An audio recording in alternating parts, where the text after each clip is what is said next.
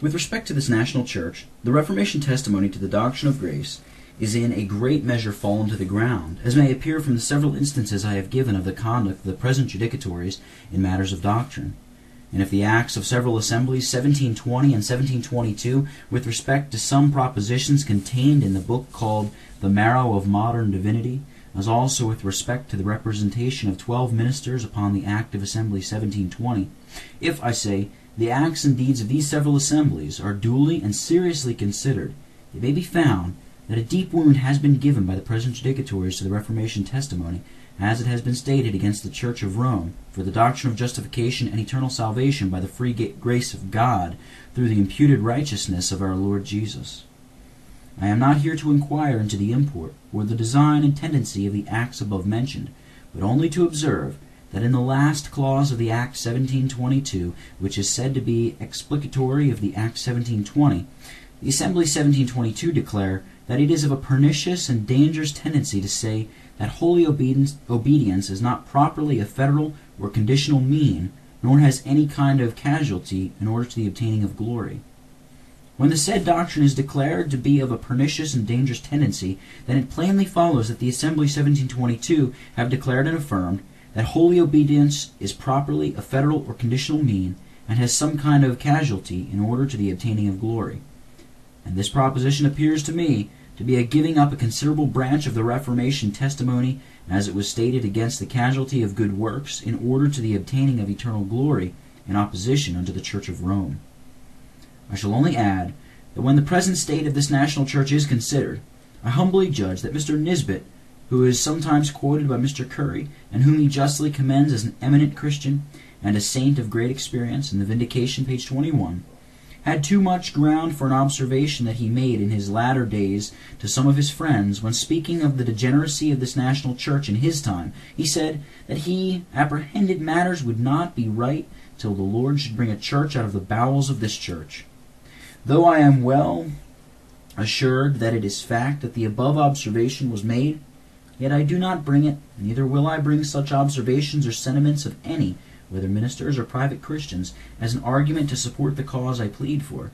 Yet I think it may be obvious to any who duly consider the state of the Reformed churches at this day, and how low the Reformation testimony is amongst them, that either the Reformed churches must return to the Reformation standards, and lift up the Reformation testimony against the lamentable degeneracy that has overspread them, or, in order to the carrying on of Reformation work, churches must be brought out of the bowels of the present churches. May the Lord himself graciously pour out his Spirit upon all the Reformed churches, that they may return unto the Lord their God, and then shall the promise have its accomplishment. Isaiah 52, verse 8. Thy watchmen shall lift up the voice, with the voice together shall they sing, for they shall see eye to eye, when the Lord shall bring again Zion. Chapter 4. Some remarks upon Mr. Currie's argument against secession from the present judicatories, as the same is stated from the two former periods of this church.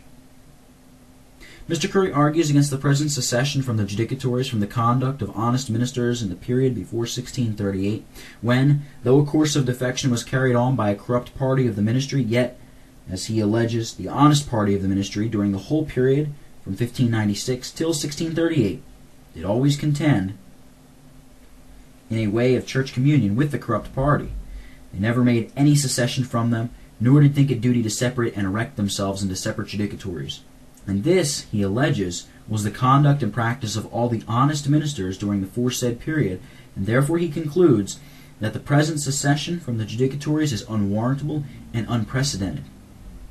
As the argument is laid after this manner in the essay, pages 12, 13, and 14, I have considered the same in the defense, chapter 3, section 3, where I observe the following differences betwixt the state of matters in the period mentioned and that of the established church in the present period. First, the course of defection from the year 1596 and downward was carried on by threatenings and manifold acts of force and violence from the civil powers.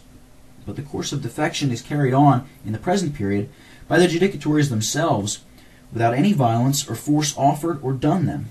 They walk readily and willingly in their backsliding course and way. Our ruin is wholly from ourselves, and not from any external force or violence, either offered unto us or done us.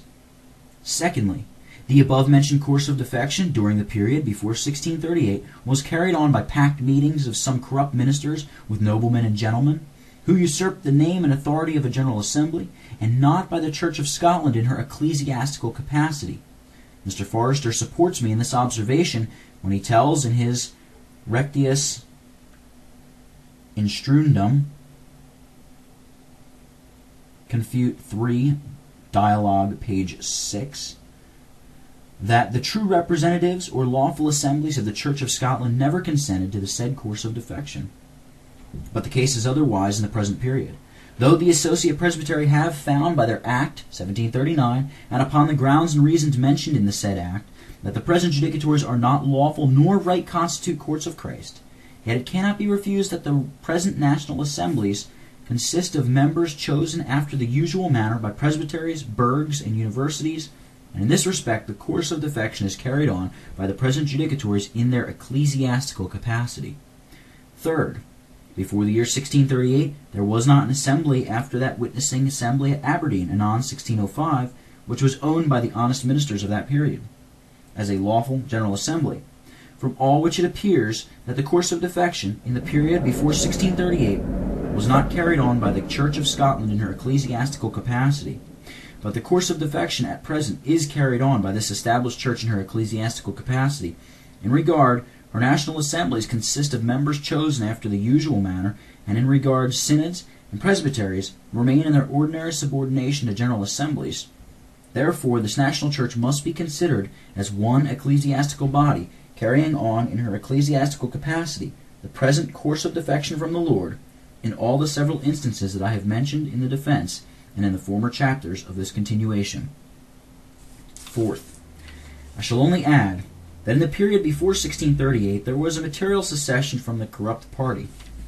This is evident from the paper entitled A Short Relation of the State of the Kirk of Scotland since the Reformation of Religion unto the Present Time, published anon 1638, which bears that the most religious and judicious of the ministry did solemnly protest in name of the Reformed Kirk of Scotland against the ratification of the Articles of Perth in Parliament, whereunto the most part of the particular congregations have adhered and never practiced these articles.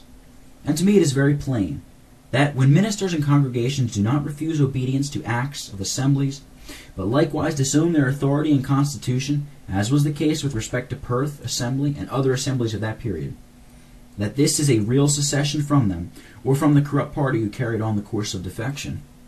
And in the above observations, if the above observations are considered, I humbly judge they are sufficient to take off the force of Mr. Currie's reasonings against secession from the present judicatories, as he states the arguments, from the conduct of honest ministers in the period before 1638. As the argument is laid by Mr. Currie against secession from the judicatories, he affirms that all the witnessing ministers before 1638 continued in church communion with the backsliding party, or that they witnessed in the way of church communion, essay page 13. Upon this head, I grant to Mr. Currie that it is true that the ministers of Perth and Fife say in their testimony that the greatest part of the ministry were carried away with the course of conformity, and were couching with Issachar under the burden. I grant him also the truth of what he reports from Mr. Bailey, Vindication, page 205. The far most part of the whole isle stumbled upon that block of conformity in more or less. But though the greatest part couched under the burden, and though the far most part stumbled in more or less upon that block, yet Mr. Bailey's above words, as also the words of the ministers of Fife and Perth in their testimony, plainly bear that a great part did neither in more nor in less stumble upon that block of conformity. I doubt not, but many ministers, who were honest in the main, couched under the burden. But then a considerable number were kept from conformity either in more or in less. And therefore I refuse what Mr. Currie alleges, that is, that the witnessing ministers during that period witnessed always in a way of church communion with the corrupt party. Mr. Currie, to prove his assertion, in his essay, page 178, names 7 eminent witnessing ministers who, he says, together with others, continued to testify in a way of church communion from 1610 to 1637. But I refuse that any of the ministers he mentioned remained in the synods after 1610, and I give my reasons for this in the defense, pages 215 and 216, which Mr. Currie does not answer. He owns in his vindication on page 216 that as to Masters Andrew and James Melville's, two of the ministers he names, his mentioning them was through a mere mistake, either of the printer or the transcriber, and that what he speaks of them in the place quoted in his essay was but a transient word. As to some others of the ministers whom he names, he tells his reader he doubts not of their attendance upon judicatories in the period mentioned, but I doubt very much of their attendance upon synods after 1610, and I think I have ground to doubt of this for the reasons I have given in the above quoted place of the defense.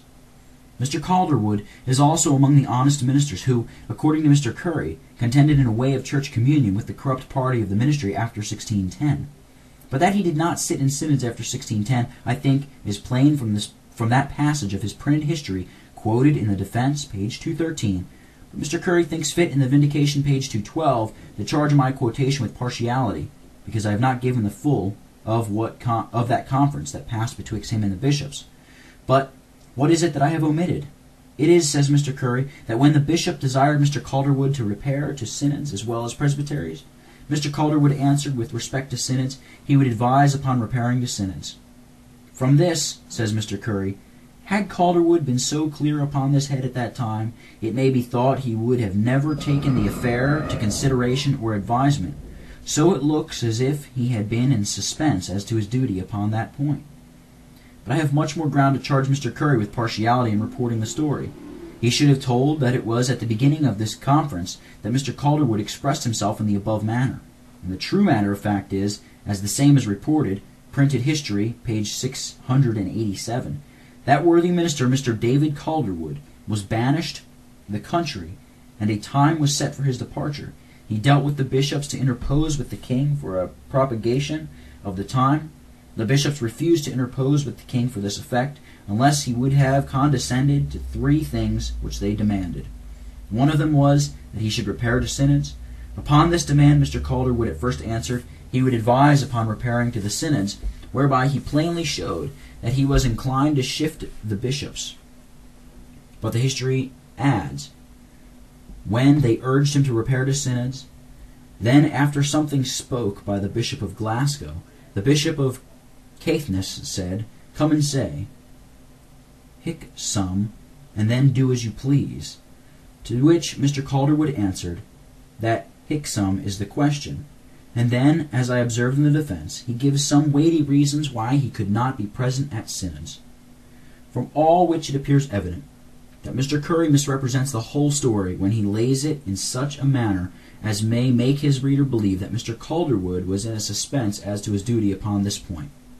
Mr. Currie, in the Vindication, page 212, says, though he should yield it, that Mr. Calderwood would not go to synods in that period, he is only one instance, and as the saying is, one swallow makes no summer. To which I reply that unless Mr. Currie contradict the true matter of fact as reported by Mr. Calderwood in his printed history, he must yield it to me that this eminent minister did, upon weighty grounds and reasons, refuse to sit in synods during that period. If, as Mr. Currie alleges, Mr. Calderwood is but one instance, yet he is an instance of one who understood Presbyterian principles as well as any, then or since that time. Again, this one instance is sufficient to disprove Mr. Currie's general assertion that the honest ministers in that period, and Mr. Calderwood amongst the rest, continued to contend in the judicatories, particularly in the synods after the year 1610. As for what Mr. Currie alleges from Mr. Calderwood's manuscript history, as I have not access unto it, so I cannot form any judgment upon it. But I make no doubt that, if I had access unto the said large history, I should find that the printed history differs in no material circumstance from the manuscript, though the manuscript may be more full in many things than the printed history. Mr. Currie, in his Vindication, page 223, reckons it a strong presumption, if not a clear proof of honest ministers attending upon synods as well as presbyteries, that in all that period from 1610 to 1638 he has not read of any one person censured or reproved by synod or high commission for not attending upon synods, for as strict as was the law ecclesiastic and civil against all such as should not attend upon them.